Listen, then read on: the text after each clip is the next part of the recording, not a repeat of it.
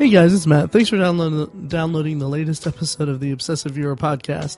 As you can tell, I'm still a little bit sick, but hopefully that'll clear up soon, at least by the end of the year. But I'm really excited about this episode to share it with you guys because we had a blast recording it. I know I say that a lot, but this was probably one of my favorite times recording. We had everything set up. We had an in-studio guest. It was Chase Kahlo from the Indy Pop Con. He's one of the guys that's putting together the convention that we're going to go to in May. It's just a great episode. We originally wanted to talk about Lord of the Rings and The Hobbit and just Tolkien in general, but we got really sidetracked and it was a lot of fun. It's actually probably one of the best episodes that we've recorded, I would say. So I hope you enjoy that. Of course, you can find Indy Pop Con online at IndyPopCon.com. Check it out. They have a ton of really cool guests lined up, and also they're putting special interest into like cosplay and different facets of nerddom, and it looks like it's going to be really awesome. The day after we recorded, actually like immediately after we finished recording, it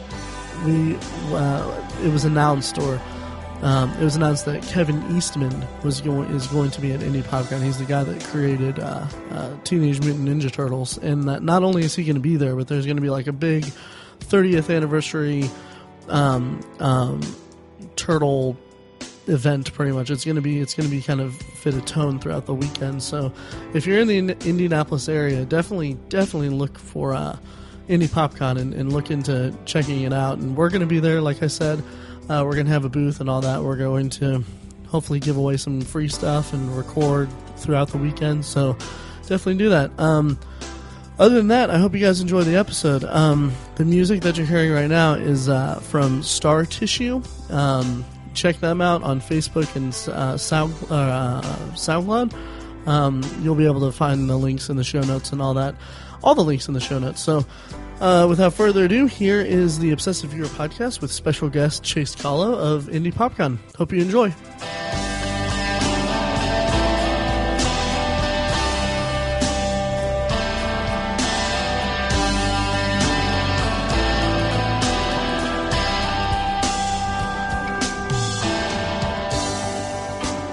But yeah, awesome. Dude, it's definitely like if you watch cartoons as a kid, it hits everything. Nice. Stephen Colbert was the voice of Dr. Fantastic. Oh, that's great. Nathan Fillion was the Spider-Man in it. Oh, wow. Nice. Only their Spider-Man shoots the web out of his butt. As it should be, you know? And so you're like, that makes sense. It's a cartoon, you can get away with it. Exactly. Right. Nice. So yeah, I definitely recommend it. And I don't know if it's like on Netflix or anything like that, but I mean, if you guys want, like I've got Matt's number now. Mm-hmm.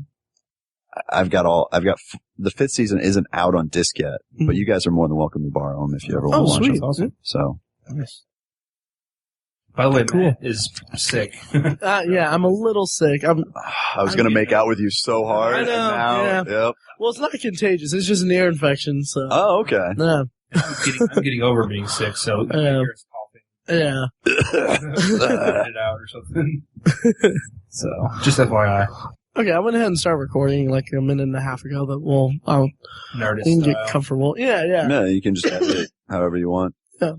All right. Yeah. All right. Is Tiny there? I can't hear Tiny. Yeah, I'm here. Oh, hey, Tiny. Hey, bud. What's going on, man? The Bears play today or they play tomorrow? They play tomorrow. They're the Monday night game. And the Lions lost, but the Packers won, so now the Bears are in third place on account of the Lions tie. Interesting. Or the Packers tie, I mean. It is interesting. Is anybody really good in the NFC this year? In the NFC, the Seahawks are really good. Other than that, no. Okay, sports talk over. Yay! All right. So I've got a really quick anecdotal story about me trying to, like everybody where I used to work loved sports, and so I really wanted to fit in, and so I was on this cruise with my girlfriend at the time, and they had ESPN on, and so I was watching ESPN, and they had something on there about Tom Brady, right? Okay. And about how like their front quarterback or whatever, he was injured, and they're like, "Oh, we'll bring in this guy Tom Brady and see what he can do." And so I got back. Yeah, Drew Bledsoe. And so I got back and I was like relating this story to work. And I'm like, oh, dude, I got topical sports things. Like, I'm so awesome. And what I didn't realize was I was somehow watching like a flashback clip from like 10 years ago. That was a while ago. So Bledsoe's like 50 now. yeah. That's funny. I was thinking you were telling a story from 10 years Exactly. No, exactly. And I felt that was the best way to present it. Yeah. No, this was like 6 months ago. Yeah. That's fantastic. Yeah. Wow. So I gave up officially. Now, whenever I just say sports. Yeah. That's all I know. Yeah. Like Mike and Tiny, they do their little sports thing, and I just sit here and just go over like whatever notes I have for the episode, or I just check Twitter and all that. So, And he always ends it. He doesn't have a good way of like segueing, so he'll just go sports. And that's our sports. Yeah. All right. Yeah, I'm a former jock, so Okay. it's hard for me to let go. No, my brother's the same way. Really? Like he's 6'8", like 280. To the point where like he didn't like football, but like Purdue was like, just, we don't care if you know how to do it or whatever. We just want your body, you know? But he was a nerd. Like he grew up the same as me, and our dad just raised us as nerds, but he was always in a jock's body. So he always had that hard time with it. Jeez. And so, but it's crazy because he doesn't watch sports anymore, but anybody talks to him about it and he still has like this residual knowledge that creeps me out, you know? He's like, well, Indiana's defense isn't really good this year at all. I'm like, dude, you haven't watched sports in like 3 years. It's just, you know, that's how it goes. I'm like, wow. creepy. That's funny. All right. All right, let me get this kicked off. I'll go ahead and intro us. Hello, and welcome to the latest episode of the Obsessive Viewer podcast. I'm Matt. You can find me on Twitter at Obsessive Viewer. I'm joined today with Tiny, who you can find at Obsessive Tiny, and Mike at I am Mike White on Twitter. Say hi, you guys. Hey, guys. Hey guys. Cool. And then we also have a special in-studio guest today. It's Chase Kahlo. Yes. Yes, with Indy Pop Con, which is a convention that's going to be hitting Indianapolis in late May, the last weekend of May, I believe. We're going to be there. We're going to have our own booth and all that. And we brought him on to talk about the convention and our main topic of the day. So, Chase, how's it going? Oh, it's going amazing. I'm sitting here in this studio, and it's so luxurious. There's so many cords and wires. Studio in quotation. I know. Yeah. There's all these sweet Did they get you your coffee and I brought my own coffee, but they got me water. Yeah. They were such sweet gentlemen. Good.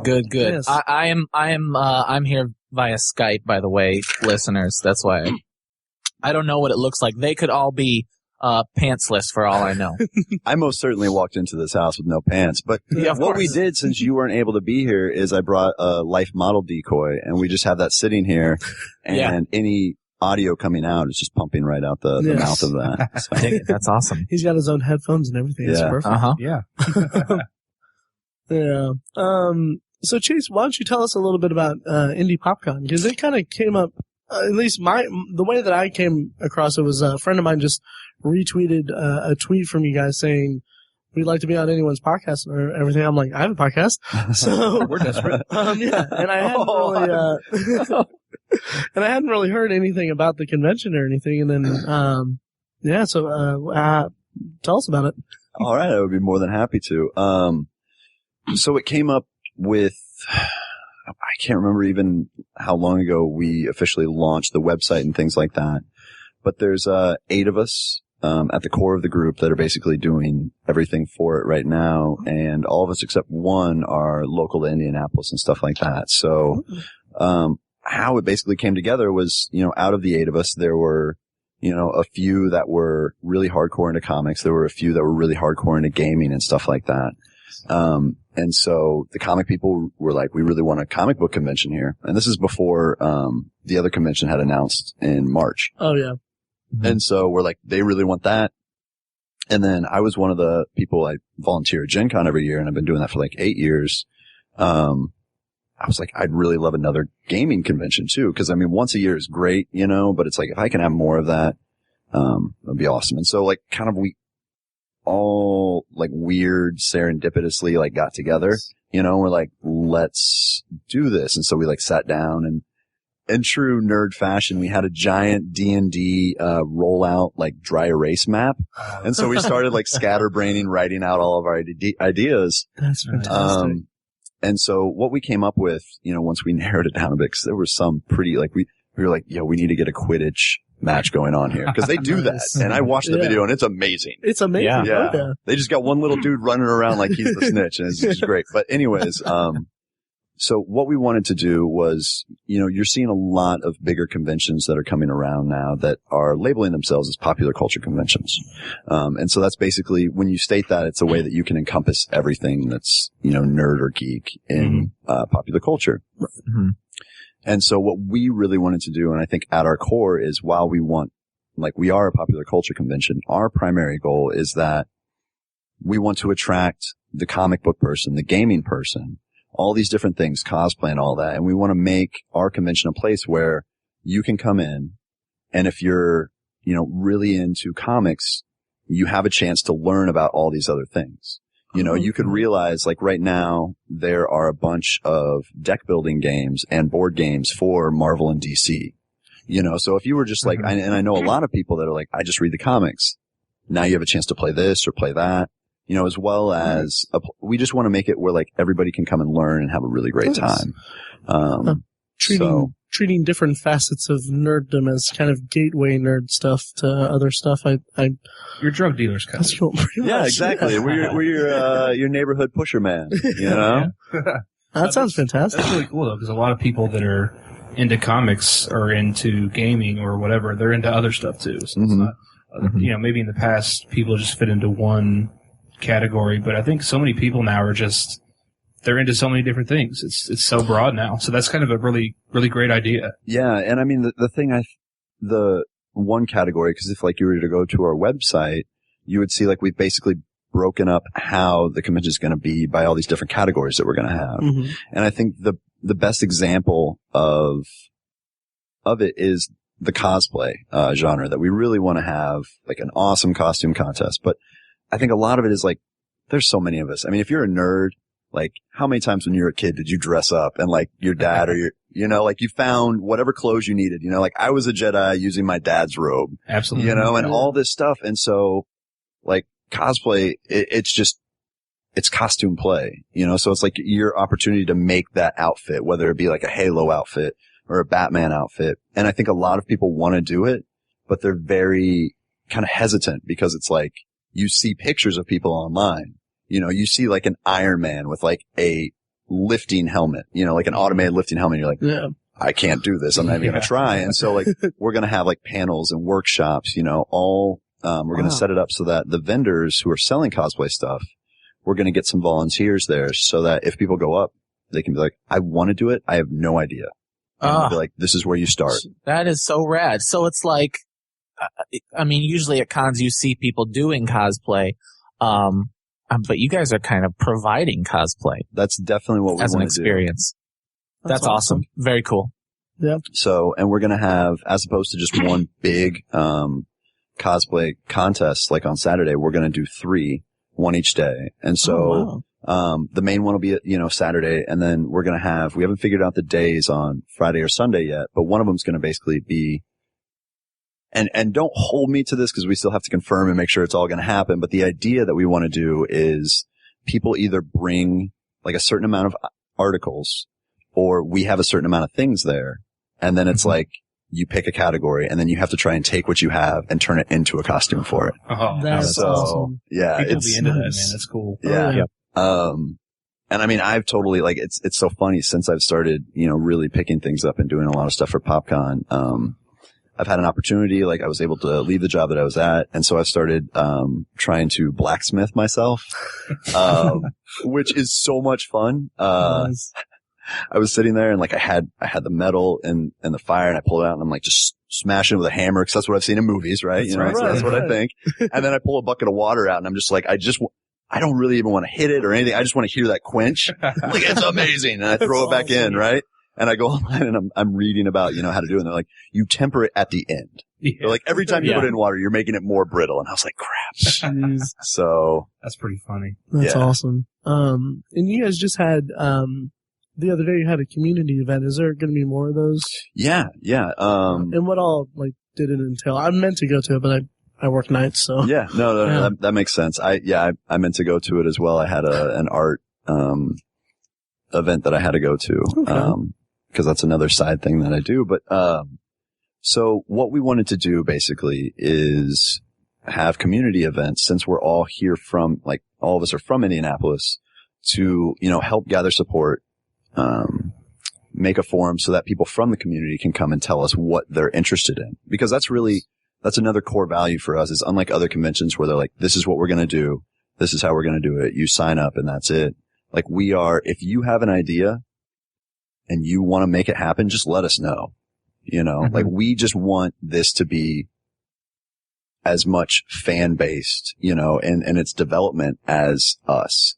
Because it's like, if you have a great idea and we haven't thought about it, I don't want to miss out just because I wasn't the one to come up with it, you know? Cool. So the community events were a place, where people can come, bring up ideas and stuff. Also, we want to keep ourselves kind of just in the local public's mind. Yeah. So the first one that we had was just like a Q&A with the 8 of us. And that was up in the Keystone area, like Clearwater Crossing, which is so far north. And again, this one that we just had on, it was last night. Yeah. My days all go together now. It was at E-Bash, which I had never heard of. I hadn't heard about it either. Yeah. It sounds amazing. Yeah. And it's just basically, it's this giant place where you can play computer and video games. That's so awesome. Cool. And so we had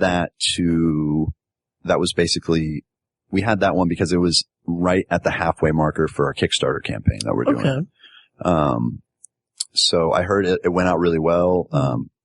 The event did. And then we started doing like some door prizes and stuff like that. I donated a Chewbacca minibus that I've been holding on to from Empire. So he's got the mask on. Nice. Yeah.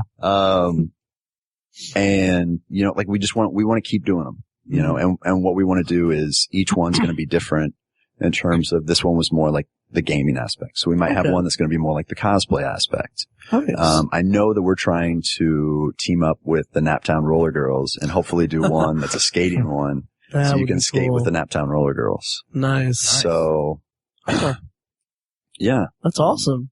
Yes, that's exciting. Yeah. I'm excited. I'm excited for the whole thing. Yeah, we're all excited for it.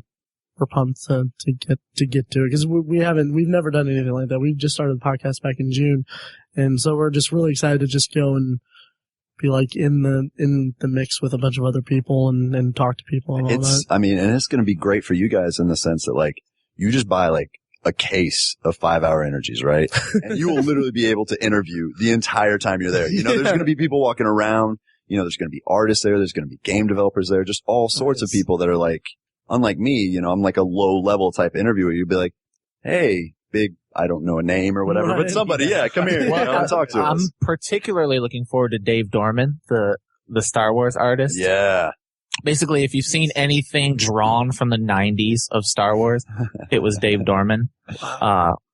So that's particularly exciting for me. I can't wait for that.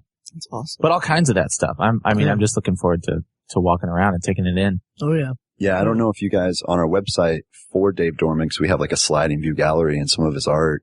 And the one that like every time I look at it, it just, I just get so angry because I can't own it. It's like Darth Vader fighting Captain America.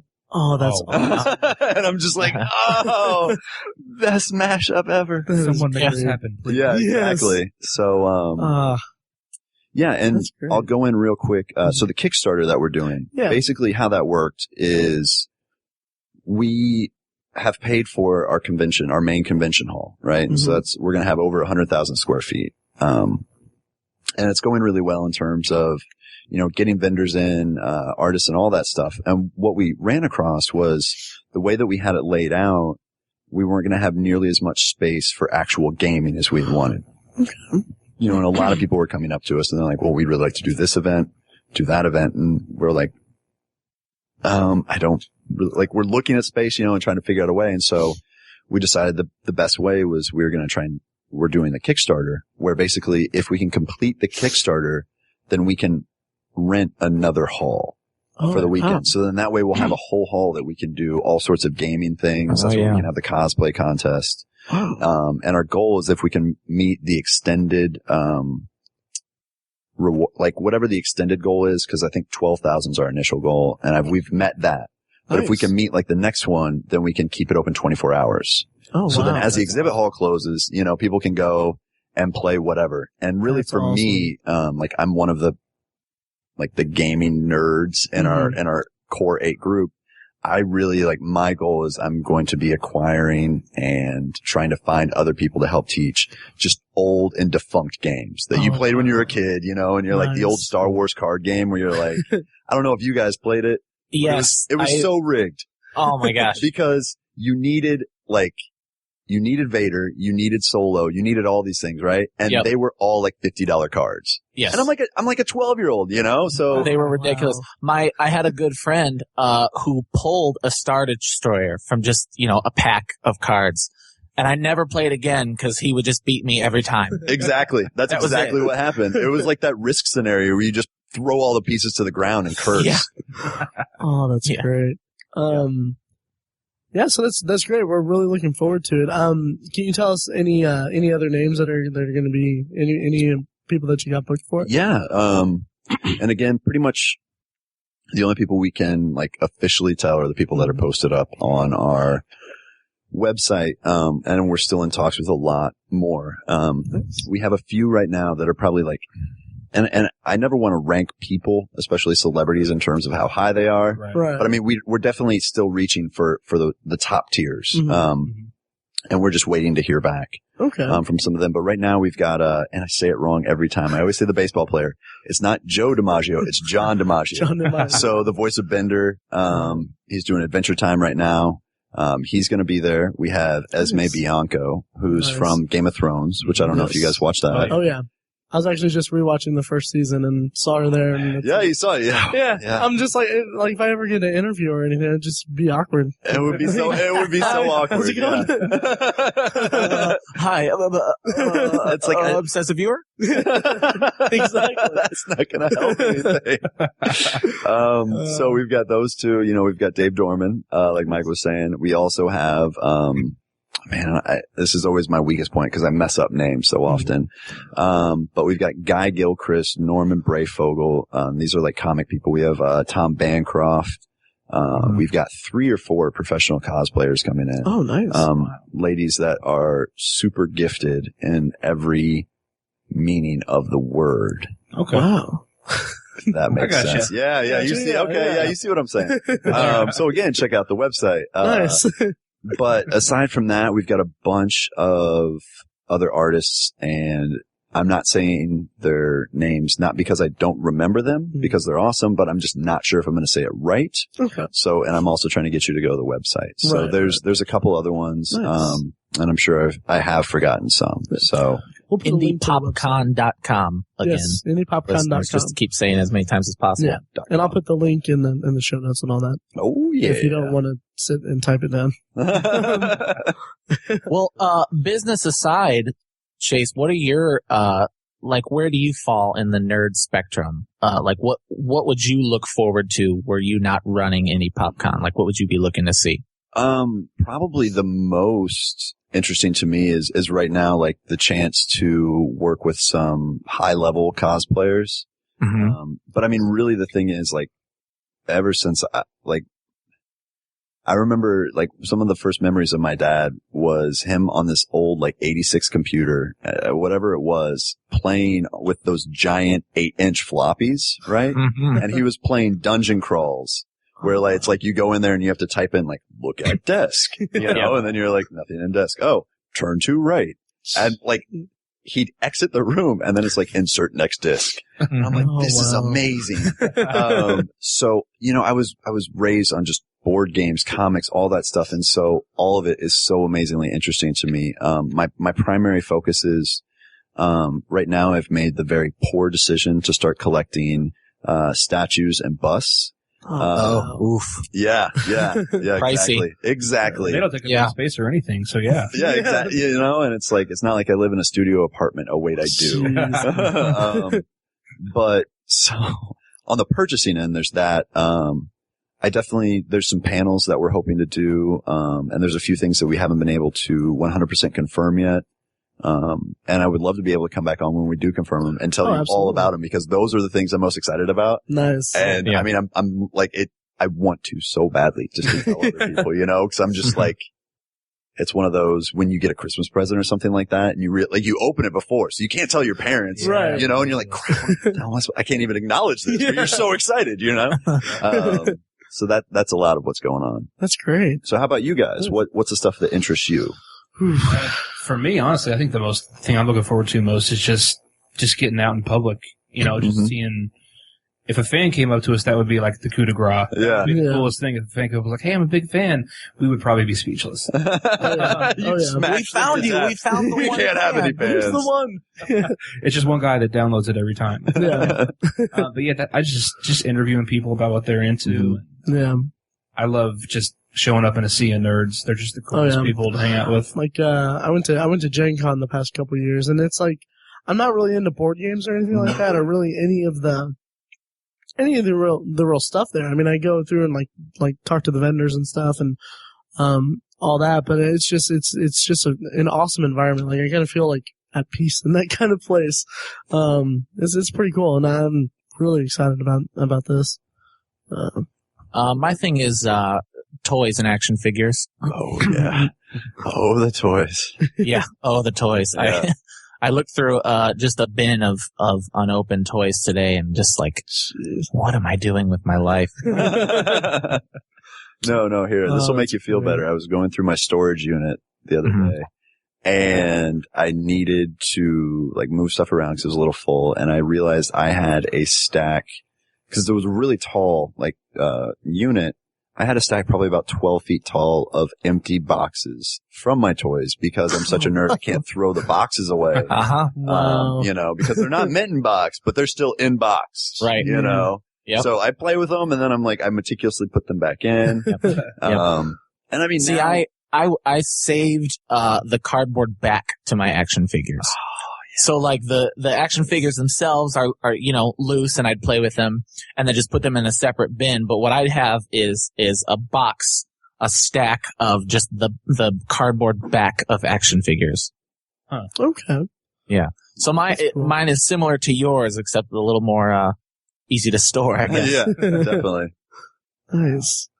Well, how about we move on to kind of our topic for the week? I guess we're gonna. Like, Chase, you mentioned that you were into kind of fantasy stuff as well. So, I mean, like, I just rewatched all the Lord of the Rings movies and... Extended or not? Extended. Oh, you gotta do it extended. Blu-ray. Oh, yeah. That's the only way. Yeah. Yeah. Do it in one sitting? No. I did it once, and it was the most epic and uncomfortable thing in the world. Oh, man. I wanted to do like me and Mike have actually talked about this, doing a full trilogy of the Dark Knight trilogy. Yeah. We just haven't gotten around to it. We actually just the three of us for Mike's bachelor party back in September. It was it was September. September was a bachelor party. September we went down there, and a bunch of Mike's friends, we all got together and we rented a theater down in Evansville. What? Yeah, and we screened the entire original trilogy for Star Wars. That's amazing. It was awesome. It was like the best day of my life. Yeah. Oh my god. And it was a total surprise, right, Mike? Oh, I had no idea. Yeah. Yeah. And he's like, I'm going to go see hookers and strippers. And all of a sudden, it's like, what is this? How is this better? It's amazing. It's even better. Yeah, I took his shirt off. That was close. Yeah, it was okay. awesome. It Nice. was cool.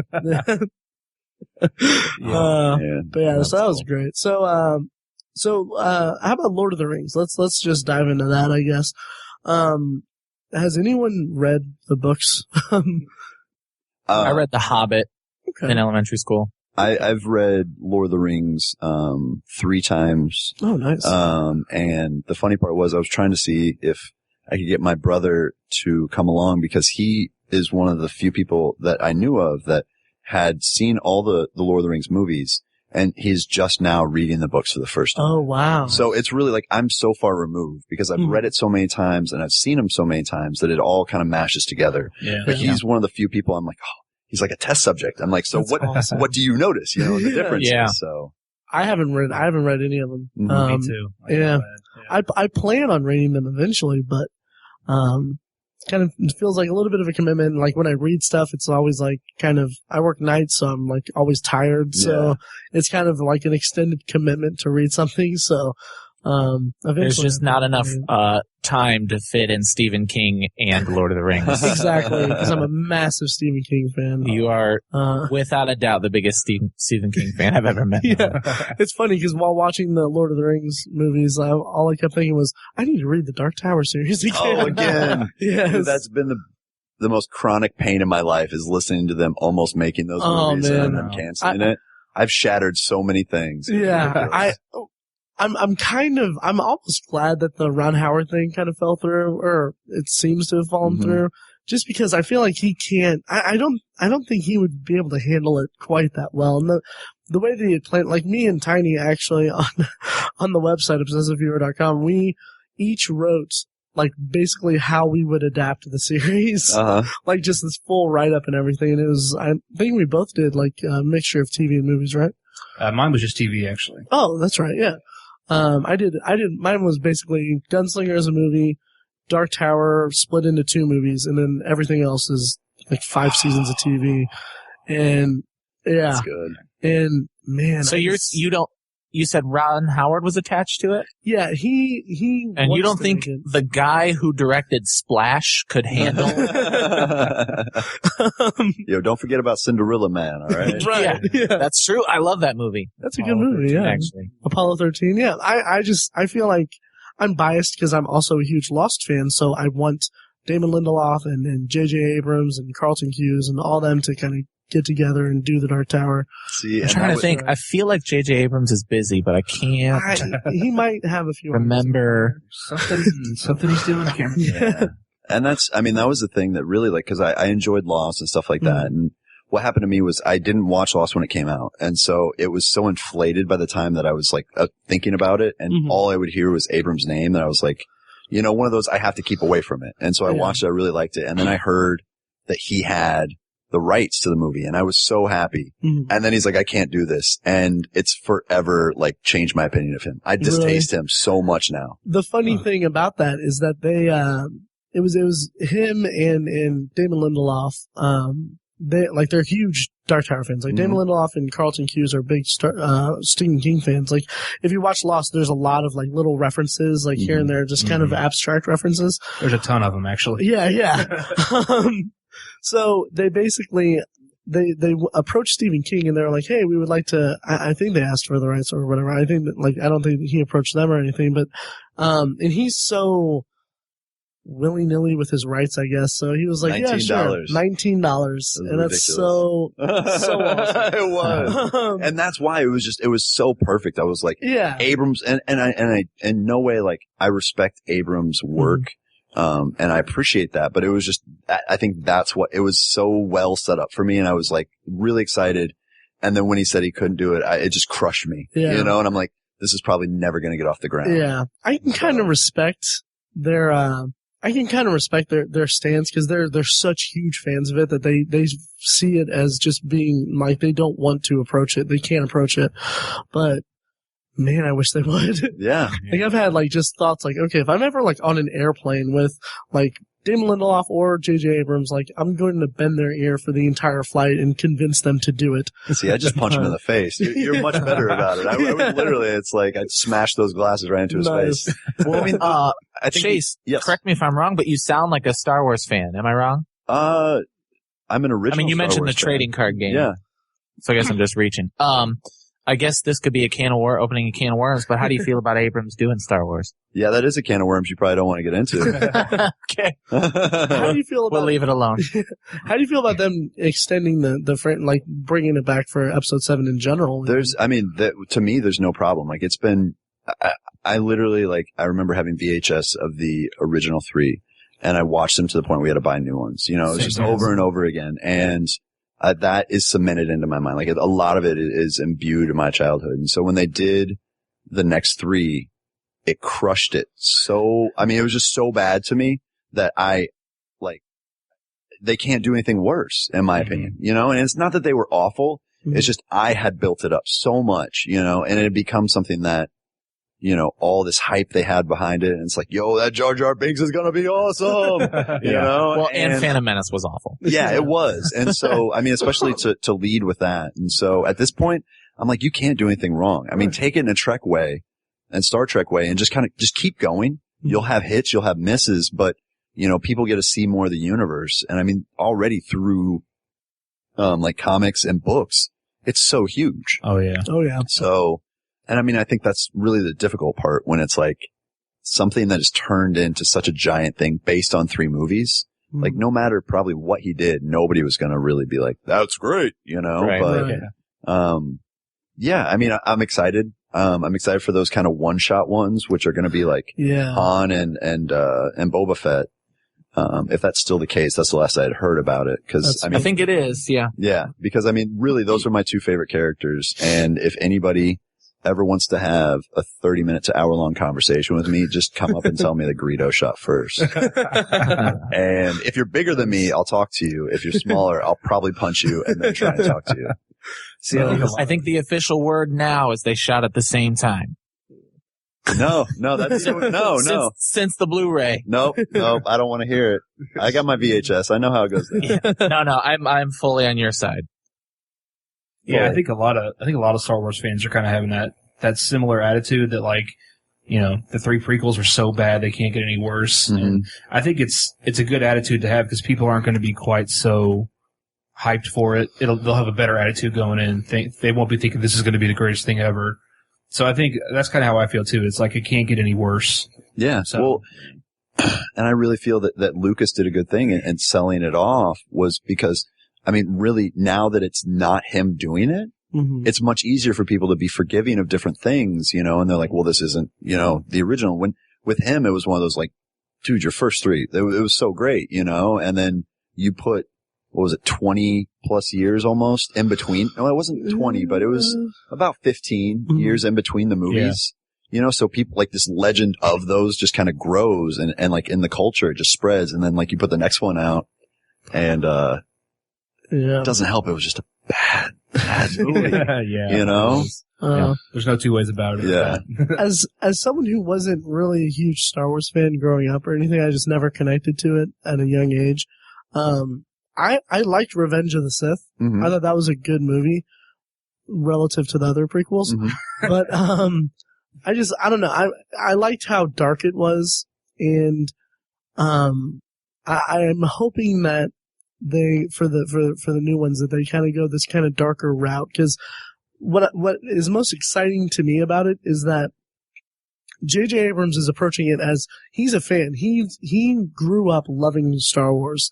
So when you take those kind of people who love something and then give them the reins to that something, they're going to handle it with care and they're going to do it in a way that's going to honor the franchise while also leaving their mark. I would hope so, at least. All right, I'm going to jump in right here because back when we were talking about the Dark Tower, he's like, well, I can respect that Abrams wants to back up because he likes it so much. Oh, yeah. Now, my counterpoint that I never almost said that earlier, too. was, so I understand that completely, and that on more of a personal sense, but the opposite way that I look at it is, okay, if the person that loves it so much doesn't do it, then more than likely it's going to end up with somebody who doesn't understand it, and then you're going to end up with like, I'm trying to think of a great comparison while not insulting any certain movie, but it's not going to happen. Just some movie. Away, man. Insult away, yeah. I was thinking of The Island, with Ewan McGregor. Yeah. Oh, wow. But not necessarily because that was so much a bad movie. That was just the first movie that came into my mind. So, Michael Bay's appropriate. Yeah. You can get a Schulmacher in there or something. Yeah. It's a good time. Interesting. So, I'm sorry. I feel like we got derailed. We were starting about Lord of the Rings. And then it's okay. We almost called the podcast Derailed Podcast. Okay. All right. Initially. Yeah. But I guess such is a nerdy conversation. Yeah. Just to get off topic. So how do we segue this? Okay. So, the prequels to Star Wars were unnecessary movies. Desolation of Smaug. Go. Oh, Mike. Ouch. Yeah, Mike, you're not big into like fantasy in Lord of the Rings, are you? I'm not. I'm really not. I guess okay. This should we just do a round where we kind of talk about our introduction to or feelings of Lord of the Rings and fantasy in general? Should we go that way? Sounds good. Yeah, let's do it. Okay. I have been a Star Wars fan as long as I can remember. A sci-fi fan even longer. One could make the argument that Star Wars is kind of more fantasy, just set in space, but whatever. So one of the things I don't like about fantasy is the magic. And then my biggest qualm with the movie The Hobbit was at the end, just the idea of like they were trapped on that tree with the orcs or whatever coming after them. And then like one of the greatest ex machinas I've ever seen, Gandalf says, well, we'll fly away on some hawks. No problem. They're eagles, Mike. Eagles. Oh, so you can see how I felt about the movie. So anyway, I just didn't love it. And for a while now, I have a lot of friends at work who are huge Lord of the Rings fans. Several of them have already purchased their tickets to Desolation of Smaug. And they give me a hard time because I can't adequately explain why fantasy, and more specifically Lord of the Rings doesn't do it for me, but it just doesn't. Okay, that's fair. Yeah, that's fair. I have seen all the movies. I didn't see any of them. I saw The Hobbit in theaters, but I didn't see any of the original Rings movies in theater. Oh, wow. That's interesting. Yeah. Next. Go ahead. I get you on the magic thing, though, Mike, because it can sort of turn into a crutch, I guess. Like, oh, it is absolutely, yeah. Right. It's like, it's like, well, we need this to happen, so let's just make it a spell that they can give. That's right. I get that. It can be a crutch that way, but it's pretty amazing, though. It's just you can just do incredible things that I don't know that you shouldn't be able to do. So that's what I like about it. And plus, it's just it uses these just huge themes. Fantasy does, anyways. It's always like a classic scenario, but you just throw in incredible characters, and that's what makes it so great. That's why a lot of people complain about Lord of the Rings and The Hobbit as well, being incredibly long. They're really long, especially the extended ones. Yeah.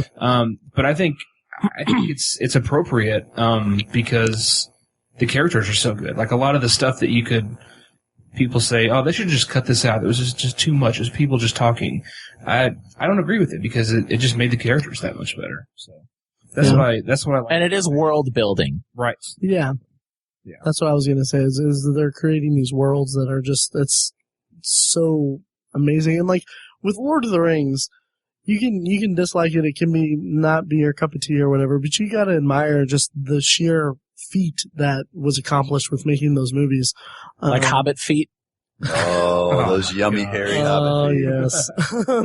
But no, that's actually a point I was going to make too, is that it's classic literature. I mean, it was written in the 20th century, but still, it's taught in schools and it feels classic. And so there's always such a huge responsibility that comes with that. I mean, so much other classic literature that gets adapted into film or television, a lot of the times it's not that great. Right. Look at the Gatsby movie that came out. That was horrendous. So yeah, it's hard to adapt that kind of stuff. And I would say Peter Jackson just hit it out of the park. He did it as well as could be expected, in my opinion. I'll give you that, and I'll give Peter Jackson that nod. He for world building, he built a hell of a world, and it certainly looks cool. Yeah. That's kind of why I can't explain why it doesn't do it for me. You know what I mean? Like I'm sitting in the theater and I'm like, yeah, this is actually pretty good. It's certainly well done, but meh. Okay. Whatever. Yeah. I'm kidding, like. No, it's great. Chase, how about you? What was the question on it? It was just we were going over Lord of the Rings, attached with Sorry. Why we like it and stuff. Yeah, all that different stuff. Yeah. Well, the fun thing for me is growing up with it so much and having my problem is I think too much about everything, and so there's been numerous times where I've tried to figure that out, the difference between the fantasy and the sci-fi, and you can basically break it down in the same way that, like, take the fictional element out of it, and it's like religion versus science, because again, like magic, it's like that faith-driven thing where it's something inside of us, and then science is, those things that we create. And so I can totally understand when certain people are like, it's great, I appreciate it, but I can't get into, whether it is sci-fi or fantasy. They're like, I can't do it because they're, they have like a fundamental lean towards the other direction. Because there's certain things, about fantasy that I'm like, just doesn't, like I want something quantifiable with it, where it's like, okay, I understand if you're doing that, but like, give me a basis for comparison. Like Gandalf, so you died, you fell down this big hole, right? But then like the next movie you're fighting and then you're on a mountaintop. Like, how did you fall into a mountaintop? How does that work? So that's kind of the thoughts, but with me, it's one of those, like Tiny was saying, I mean, it's classic in the fact that, I mean, I was told to read The Hobbit in school, and there's always this mythos behind it. And I don't know if you guys ever get the chance, there is a version of The Lord of the Rings. It's all in one book, and it's this big red leather-bound book. Okay. And what they did was at the back of it, you got like a Tolkien. It's basically like his appendix. And so it has like birth records for like different dwarves. It has a huge map. Wow. There's just all isn't that, a lot of which, I guess the third in the Hobbit trilogy is based from? Yeah, I mean, basically, and that's, for me getting into it, like The Hobbit, it really, when I heard it was going to be like, first I heard like 2 movies. I'm like, okay, I'll give you 2 movies. Then when I heard 3, I kind of like, I just wanted to slap whoever was responsible on the face, because it's one of those, it's not that there is not content, but you should just create separate movies. To label them The Hobbit is basically, they're like, we don't think if we labeled these as different movies, people would go see it. But if we just put The Hobbit on there, people will continue to go see it because they want another trilogy. Right. Again, that's fine if that's what you want to do. But for me, like that first trilogy was so epic to me. Like I still haven't recovered. I don't have it in me to do that again. Oh, yeah. And I'm sure at some point I will. But yeah, so the Hobbit it's kind of a culmination of not only J.R.R. Tolkien stuff, but I believe like his son's writings as well. It's like Lost Tales is put in there as well. So and again, it's really odd, because of all the movies or, of all the books you choose to make 3 movies out of, it's a paperback book that's, like 250 to 300 pages long. Right. And it's much more kid friendly than the original trilogy. It's a little fun fairy tale. And I think the story, if I could be wrong, so correct me if I am. You're wrong. But like the events of the book, The Hobbit, will end when Desolation of Smaug is over. And then the third one is all supplemental stuff. Oh, just like nothing but outtakes of hobbits falling over their feet. That would be amazing. Yeah, exactly. Yeah. Bonus features, right. So I have one last part to throw in, and this is just, I didn't go and see the Hobbit in movie theaters. I was kind of disgusted, and I'm a bit like belligerent in certain ways, but I've watched it numerous times, and I went and I bought the DVD, so I felt I contributed because if anything, I just still like fantasy is a gorgeous medium. Right. But my favorite part of that entire movie is when they are with the cave trolls, and those cave trolls are hysterical. Oh yeah. And there's the one really stupid one, and they're about to cook like a couple dwarves, and Gandalf's standing on that rock, and one of them's like, "Who's that?" And he's like, "I have no idea." And he just cracks it. I was like, "Oh, you stupid trolls, I love you." That's awesome. Yeah, that's great. Real quick, I mean, kind of switching gears a little bit, a lot bit, but Game of Thrones. Do you watch that at all? Yes, I love that. I've read all the books. Nice. I've bought. It was like a compilation of maps they put out. Oh wow! And they're big, like huge foldouts. Like I'm pointing to things in Matt's room here, so no viewers will be able to tell, but it is giant in size. And so there was like 12 of them in there. So you have like just Westeros, you have Dothraki Sea, and you can put them all together and make a giant one. But that has been, it's just been so great. Like it really, how I typically worked was I'd read incessantly for like a couple of years, and then I'd stop. And then I'd always need something to like kick me back into it. And that's what Game of Thrones did to me. And I remember my original idea was I'm going to read each book so that I'm going along with the show. So I know what that whole season's going to be. I only made it to the second season. And then I was like, well, I'm going to read a little bit of this third book. And then I was done. And I was just so pissed. So I have been. Nice. That was kind of my plan also. Like, it was my plan at the end of season 3. I'm kind of a latecomer to the series and the books. But at the end of season 3, I was like, okay, well, I read the first book, watched the first season.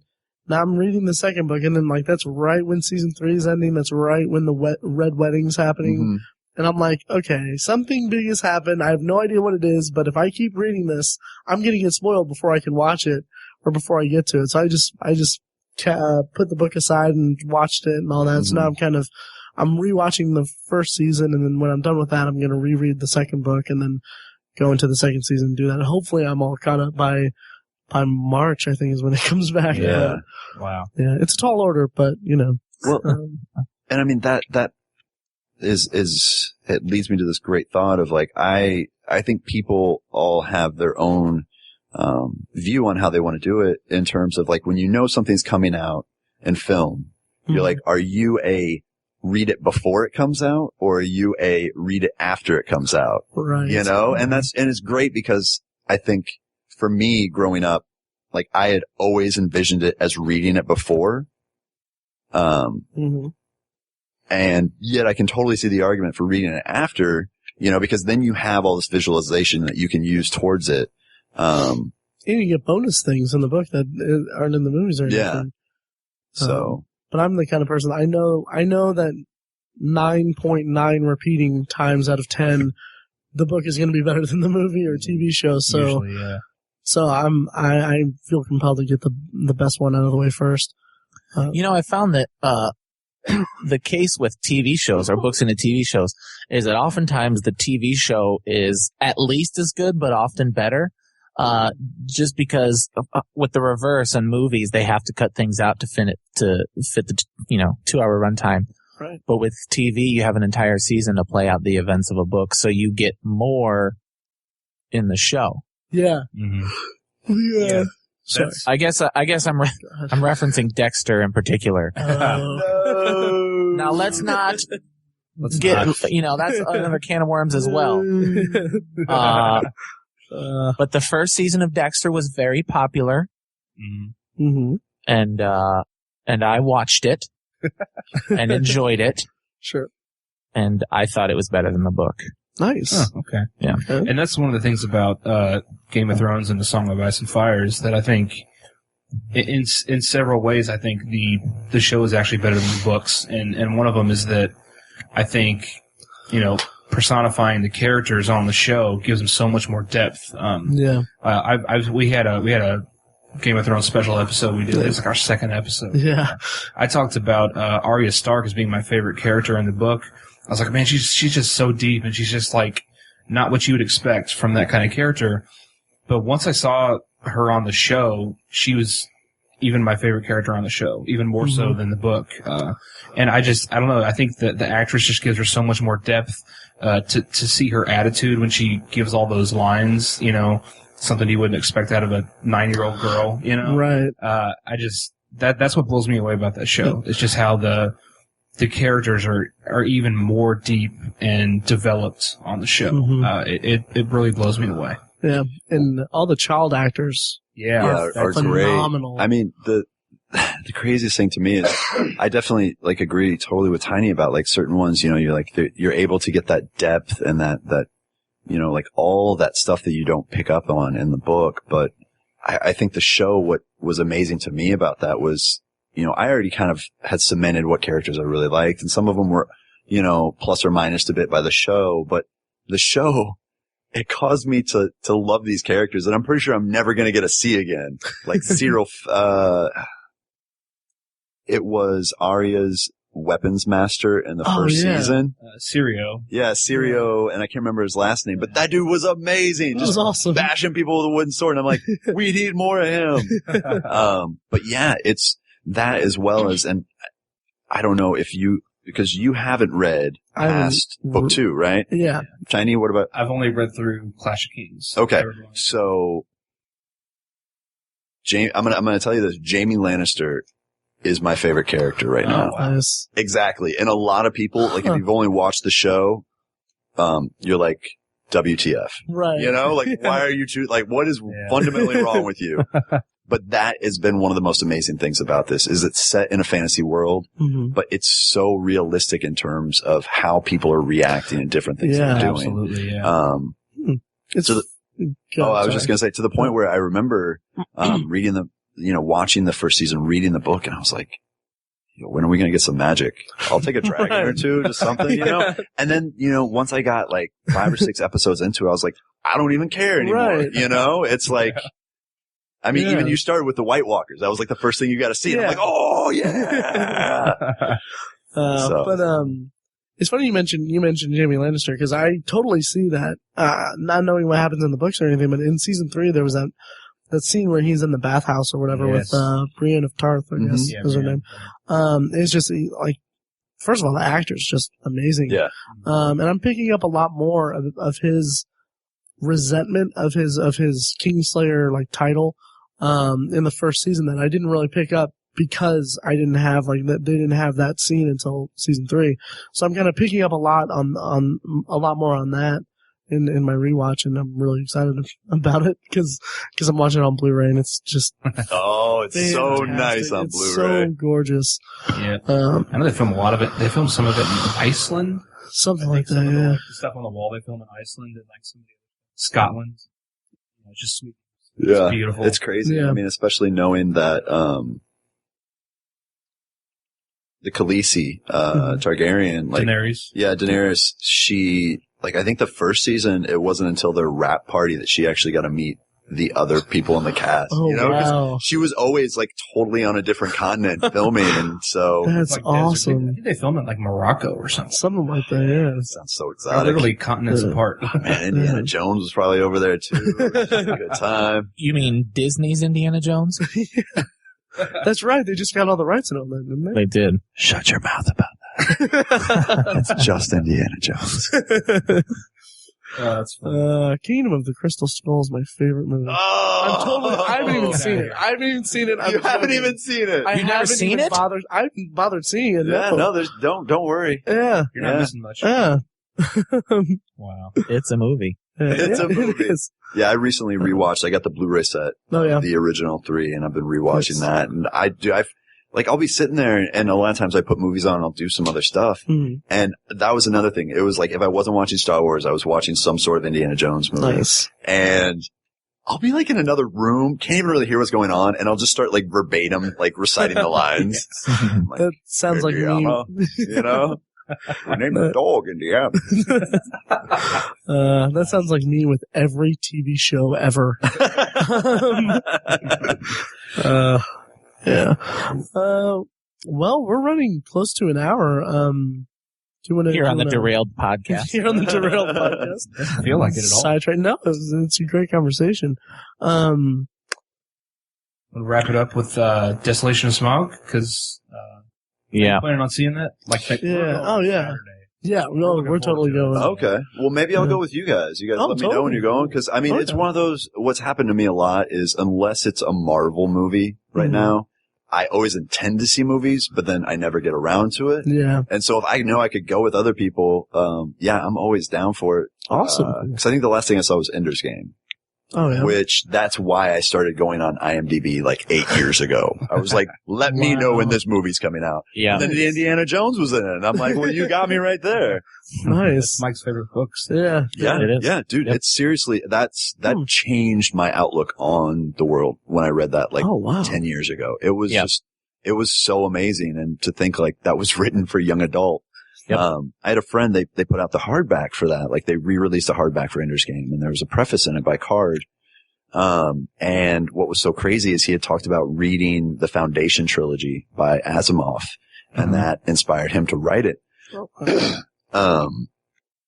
And it blew me away. I mean, just the overall thought process behind it. And then, when it came out, it was all these things that I had been trying to put in my mind, how it would look and all that, and finally getting to see it. Wow. It was so validating. I went and saw it, I think, twice in IMAX. Great. Oh, wow. So, Mike, So you enjoyed it then? I enjoyed it. I gave it, there's so many, Mike, we could have a totally separate conversation. I know we could. About I feel like we've said that 4 times already. Yeah. But I mean, it was one of those, I gave it a pass in terms of like, they don't know they're going to be able to do more movies because obviously there's stuff they had to leave out, like we said about any movie. Right. And some of the stuff, they move some things around, to make it a bit more convenient. But I'm like, the core elements I felt for me were there. And a lot of it was just the kid they got to do it was great. Yeah, he's awesome. And so it's still set up so there can be another one. Okay. Because it's just, there's so much just great stuff with it. And I think just overall it's crazy, like just sitting there and thinking about like this could actually happen in terms of children are the best learners. Like you can pump them full of information and they will be able to do it. And so now I'm sitting here and I'm like, I'm wanting to have children to see if I can just like fill them with information and turn them into a super child. Yeah. Chase Army. Yeah, exactly. Nice. Yeah, I really liked the movie a lot too. I wrote a feature for it on the blog, and my only real big complaint was that the book takes place in a span of, I want to say 7 years or 8 years, and the movie was months. And so that kind of took it took a little of the weight on Ender's shoulders off of it for me, and it just seemed quick and rushed. And as far as like doing a sequel, they definitely left it open, but how in the world they'll do a Speaker for the Dead movie for young adults? Yeah, no, I don't know. I think they're probably just going to do a Hobbit-esque thing and just like mash up a bunch of the rest of it. Yeah, probably. Yeah. So now an Ender's Shadow movie. Oh, give me that Bean. Give me some Bean. That's what I want. I'm on board. Every scene with Bean in the movie, I was like, that's Bean and I love him. He's so awesome. He's smarter than Ender and we don't even know it. Oh, Bean. Wow. Wow. So Desolation of Smaug.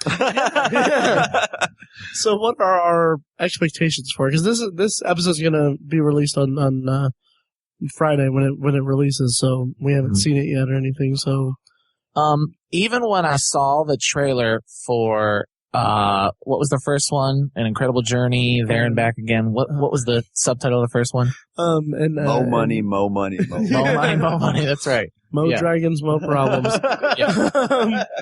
An unexpected journey. An unexpected journey. Yeah, what I say? Incredible Journey. Incredible journey. Anyway, an unexpected journey. Even when I saw the trailer for that, I was unimpressed. I will say the Desolation of Smaug trailer looks awesome. Benedict Cumberbatch's voice with the low, bassy dragon sound gives me chills. Yeah. Oh yeah. So I'm looking forward to it. I don't know. It'll be fun. I really hope it changes my opinion of fantasy, but I know that is a lot of weight to put on the shoulders of an unnecessary sequel. So we'll see. All right. How about you guys? Tiny? Yeah, you mentioned Benedict Cumberbatch. He's kind of like slowly becoming my favorite actor. Yeah. He just blows me away in everything, including Sherlock. He's just fantastic. I love him. He's amazing. And I think, unless I'm mistaken, I think he did motion capture for The Necromancer as well. Yes. I know he does. Yeah. I think he even did motion capture. So I'm just excited for that. And yeah, it looks like this is going to be a more action-y type than adventure like the first one was, which is kind of how Two Towers was, Right. All them fightings. Yeah, the wars, the Helm's Deep war, or the battle was just incredible. So I'm kind of hoping for some of that in Desolation of Smaug. So nice. I can't wait. I'm really looking forward to it. Nice. Yeah, it's the same. Like one of the reasons for my distaste of when I heard it was 3 movies is I love the Sherlock show. Like Sherlock Holmes has always been like my favorite fictional character. And the show was just like literally like this was blowing me away. I was like, this is so amazing. Like, I don't know if you guys heard my text went off. It's the Irene Adler moan that he has on his. Yeah, I had to find it because I was like, that's so awesome. That's nice. But they're like, yeah, we're not going to do this. Martin Freeman, he's going to be doing it. I'm like, okay, well, he's in 1 Hobbit movie. That's cool. It's like 2. Okay, whatever. 3. I'm like, I gotta punch somebody in the face again. I'm just going around. It's like the end of Jay and Silent Bob Strike Back. I just gotta go around, just beating face. Awesome. So I finally get to hear Cumberbatch, and that's what I wanted because I had heard that he was in it. So in this one, it'll definitely be more actiony, and that's the thing is, take away whatever storytelling, if it's fantasy, whatever, Mike, I know. But it's going to be amazingly shot. It'll be some great CGI. Absolutely. So just what you do, Mike, is you imagine instead of swords, they're all using like lightsabers. I know. Right? Right? I absolutely make the comparison. But again, I'll say this, and I've said it before, I don't know how to separate it because Star Wars has a wizard, it has magic, it has swords fights, it has a princess, it has pirates. You know what I mean? Yeah. So I don't know. We'll see. The crazy part is I don't think there's a difference. It's just whatever like kind of medium the person's most comfortable with, whether it's like robots and stuff like that. And the fact that like we're not using this because we could tap into this like, and I'm a Magic the Gathering player, so I always think of mana when I'm thinking of like how to tap into like cast stuff. But like, we don't have that ability. So instead we have like all these science or midichlorians, which that was another fail. Yeah. But, you just said a swear word on the podcast. Yeah, exactly. I'll bleep it out. You have no idea how, like, I mean, it was one of those, I wish there could have been a camera on my face when I was watching Phantom Menace, Yeah. Like so many others where it's just like sheer disappointment, rage, it's like you're getting ready for death. You're going through all those 7 stages. You're like, oh, maybe it's going to get better. It's not going to get better. Oh, Jar Jar's back on. No, this is, okay. Kill me. This kid gonna say yippee. I hear you.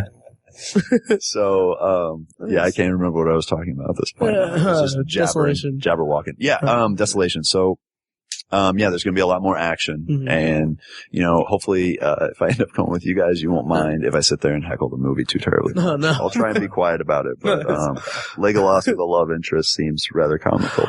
I was gonna bring that up. I'm excited for it because, like you guys said, Benedict Cumberbatch and more action, and that scene in the trailer. Like I haven't read the book or anything, but the scene where Bilbo is bargaining or talking to Smaug, and it's just the way that I'm like.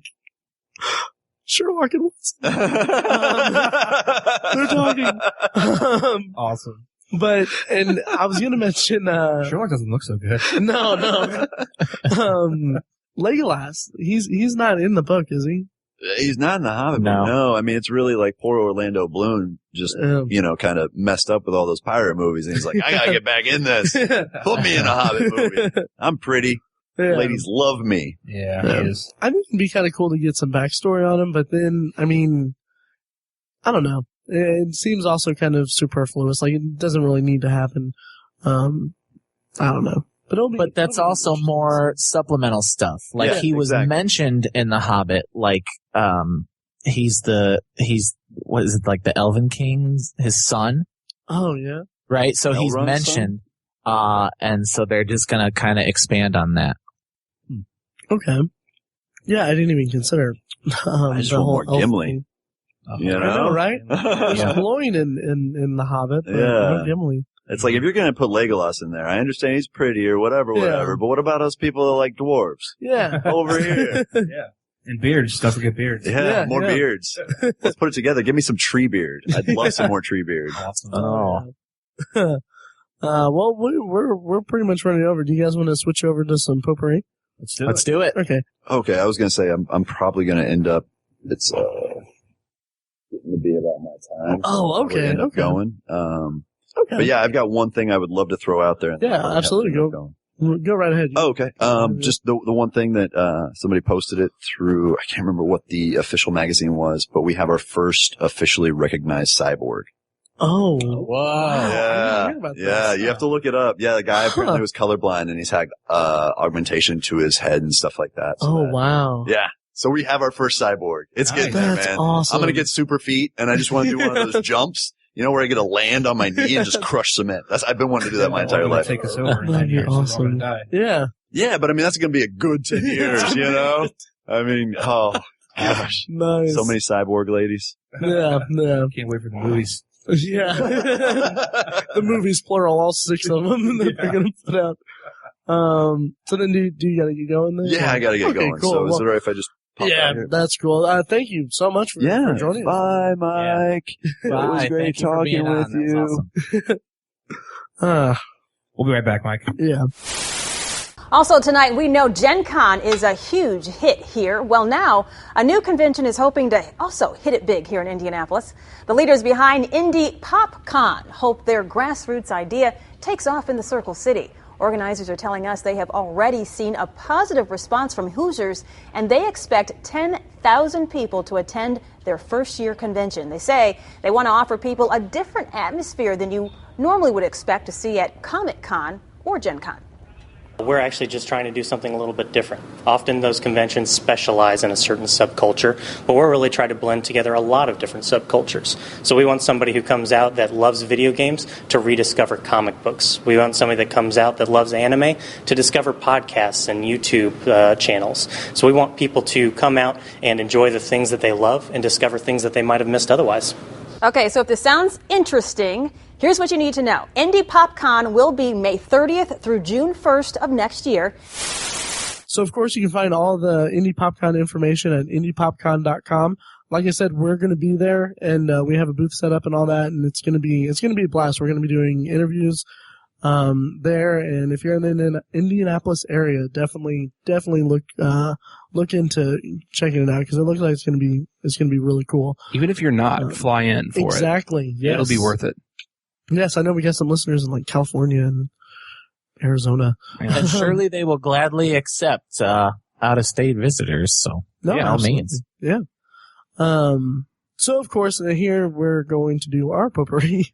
Yep. It's a little messy, but Tiny, how about you? You want to go first? Yeah. The movie I watched that I wanted to talk about lately was a movie called Lovelace.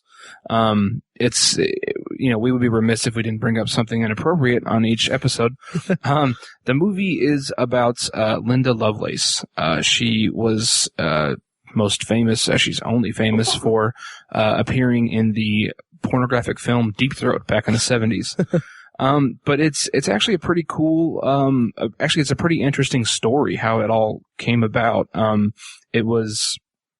think the movie was based off of a biography she may have wrote, and based off some accounts that she gave. There were some court cases she was involved in, and some of it was taken from her depositions. But there's a lot of controversy surrounding how she got into the movie, and how there was apparently some questionable aspects of her marriage.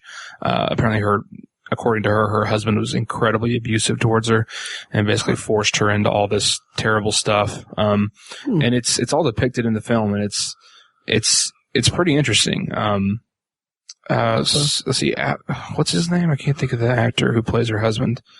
Maggie Gyllenhaal's husband. But Amanda Seyfried plays Linda Lovelace, and she's a great actress.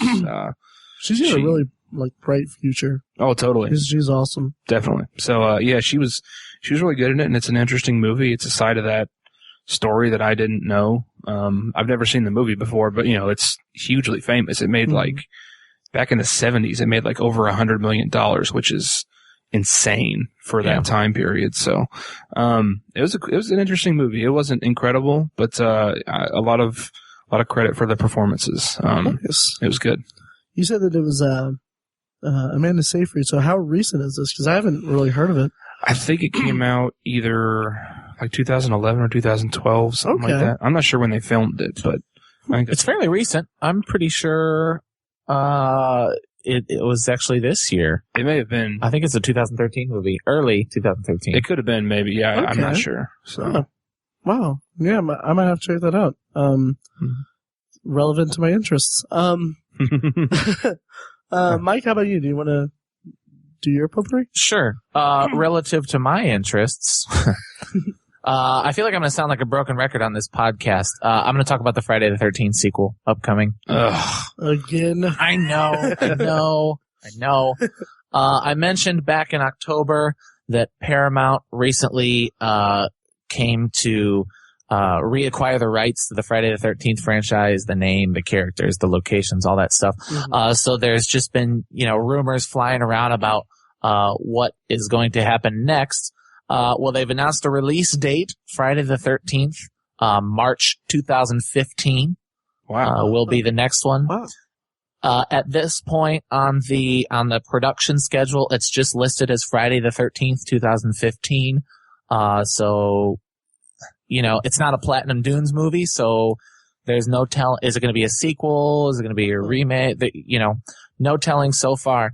But the news I like the most, well, there's two. One of them is that it could possibly take place during winter. That's what you mentioned last time, I think. Yeah. And the other one is the possibility that it might be a found footage movie. Huh. Yeah. What do you guys think of that? You said that it excites you? It does excite me. Wow. I think the found footage thing is tired. Is very tired. A little bit. But I've never seen a found footage slasher movie. Oh, that's a good point. Mm-hmm. And I'm also tired of the way they've been doing Friday the 13th. Right. So just the idea of those two things kind of being new again together intrigues me. Okay. Yeah. What do you guys think? I'd say, anything to freshen, make it fresh and new to freshen up the franchise. That's, if it could definitely work, obviously, and be really awesome. So, yeah, I'd say anything that makes it unique. That sounds pretty cool. Yeah. That's cool. Would you rather it be just a fresh take, like completely, or do you want it to kind of be, a sequel or somehow? A sequel to the 2009 one? Or even somehow, yeah. Or just kind of put into the series? Yeah. I don't know. There's so much they could do. Yeah. Is there any continuity that you wanted to continue from, or do you want it to be a fresh thing? Well, I mentioned in my, what was that? The, classics, adaptations and remakes. Adaptations and remakes, yeah. Article we released on Halloween. Mm-hmm. I had the Friday the 13th one, and, I mentioned that the Friday the 13th Part 4 would be good to remake. Anything in that continuity. Anything before, like, Zombie Jason, I think would be interesting. Zombie Jason was Part 6. Right. So anything like that would be cool. Or a fresh take. That's cool. So I don't know. We'll see. Nice. I guess that just leaves me for Potpourri. Yep. I just recently, like within the past couple of days, rewatched Pleasantville for the first time in... Oh, wow. It's been several years, and like Tiny, I know that you're not a big fan of Tobey Maguire. Oh, that's an understatement. Yeah, but he was pretty good in Pleasantville, and it spoke to me. At first, it was an interesting viewing because I basically watched it, and it had like a it spoke to my TV nerddom because he's obsessed with this classic sitcom, and he's basically he's prepping for this marathon and everything. That's when he gets transported into it with his sister. Yeah. But so that spoke to me, and then it's kind of goofy as it goes along. But then what surprised me was something that I didn't remember from my first viewings previous to this was that it becomes an interesting allegory for like 1950s racism, and it's something that you don't really expect out of this kind of movie. Because as they kind of discover their sinful ways or whatever, or less idyllic things, the town and the people become colorized out of black and white. It's just it was an interesting dynamic depicted in the movie because it really mirrored kind of the racial tension of the 50s in kind of a almost not really campy, but kind of comical kind of way. Mm-hmm. Yeah, I'll kind of give you Tobey Maguire in that movie. I will never say that he's good, right. But I think if he has to be in a movie, have it be a character like that's kind of a dork and just stereotypically nerdy. He's suited the character to an extent. Yeah. So I'll give him the tiniest modicum of credit for that. Nice. So what do you? Otherwise, he's awful. Where does the hate come from? When did you? Destroying the character of Peter Parker in Spider-Man. But isn't Peter Parker a nerd? Yeah, but he was a terrible nerd. I think he was just that. Like that's what I thought when they first announced Tobey Maguire's going to be Spider-Man. I was like, okay, cool, this will be good. Mm-hmm. But when I saw it, I was like, they just absolutely dropped the ball on it. I didn't get that sense from him at all. I didn't get the sense that he was being genuine with his nerddom, if you will. And he's just never been that good in anything else that I've seen him in. He's ruined plenty of movies. So. I hated him in Brothers. Oh yeah. Yeah. The scene kind of toward the end where he has the big freak out and all that. Like, it's a serious movie and all that, but when he's freaking out in the kitchen and banging things, all I think about is like a toddler having a temper tantrum. Mm-hmm. And it's like my little nephew. He could have probably done a better performance. But you know what's weird? I think that's how he actually is. I think he's just a weird guy. He kind of seems that Could way. be, yeah. I don't really care. He sucks. Nice. I guess it about wraps it up, doesn't it? Yep. Yeah. That wraps it up like a Christmas present. Yes. Speaking of which, is next week the Christmas episode? Because I'm so excited. I believe it is. I think we're going to split. It's going to be the season finale, and we're going to split it into 2 episodes. One about Christmas on TV and one about Christmas movies. Cool. Goody. So it'll be fun. I like it. It'll be fun. Yeah. Yep. All right. So as always, I'm Matt at Obsessive Viewer. Tiny's at Obsessive Tiny. Mike is at I am Mike White. You can find us on Facebook at the Obsessive Viewer, and you can also find the blog at obsessiveviewer.com, where you post a lot of good content. And then also you can shoot us an email at ovpodcast@gmail.com, and pretty much find us on Tumblr and Google Plus, all that stuff. Interact with us, because we like hearing your feedback, and we like hearing what you think about things. We're lonely. Yeah, we are lonely. We are Although so I did get some lonely. Yes, I did get some flack for the Glee thing. Yeah, we got hate mail. That was awesome. Great. Yeah, that was good. It felt good. We've given crap to so many things, and Glee was finally the Glee straw is that broke the camel's back. Yeah. Who'd have thought? Yeah. And you weren't even like really that. You weren't saying anything really mean. I think what it was, I don't know what it was, but it was just weird, because she was like, like she even said like, your site is a mess, and I'm like, all right, cool, thanks for the clicks. Yeah. It's just, I don't know, that kind of feedback is just funny to me, because it's like it wasn't like I don't like your opinion or anything. It was like she literally said, you're wrong. Yeah. Yeah. Like, okay, whatever. Oh, by the way, listeners, if you like our intro music, our new intro music that is on this episode and last episode, it's by a band called Star Tissue. Yes. They recorded the songs, and they were super cool to let us, kind of pick through their music, and we picked that song. And we're super glad to have it. Really excited that they allowed us to have it. So check them out on SoundCloud or Facebook. Again, the band is called Star Tissue. Star Tissue. I'll put links in the show notes and everything. And like Mike said, we love it. And then we're so glad that they got to do that, or let us do that. Cool. They'll do it. That about does it. So until next time, guys. Feel better, Matt. I know. You feel better too, because you're feeling sick too. All right. Thanks, guys. See you guys. Right, thanks.